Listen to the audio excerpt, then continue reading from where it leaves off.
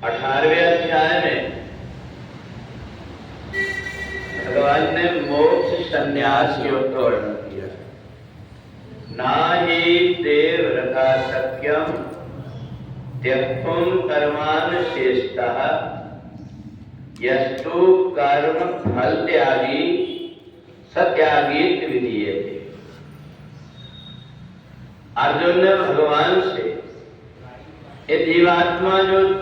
संसार में आकर के जन्म और मरण के चक्कर में पड़ जाता है,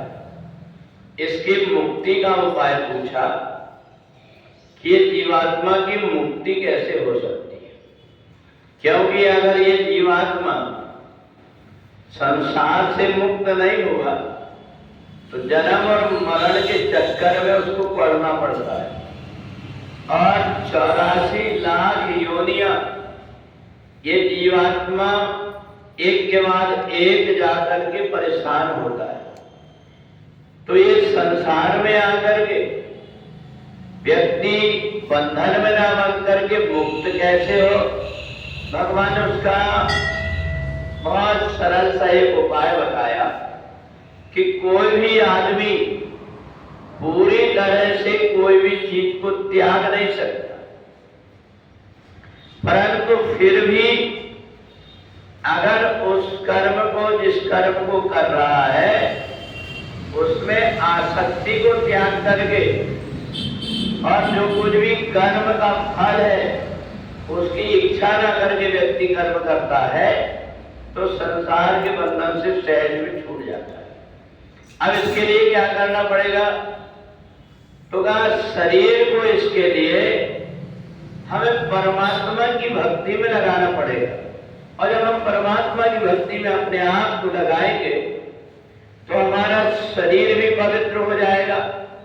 मन भी पवित्र हो जाएगा, वाणी भी पवित्र हो जाएगी। हम भगवान के नाम का कीर्तन करेंगे, हम भगवान की कथा सुनेंगे। हमें परमात्मा ने जो कुछ दिया है, पहले जन्म का हमारा कोई सत्कर्म था, इसलिए आज जिस व्यक्ति को जो कुछ भी मिला है, सक्षम जो व्यक्ति है उसने पहले जन्म में जो कुछ मिला था उसका सदुपयोग किया। और इसलिए जो व्यक्ति हर किसी के आगे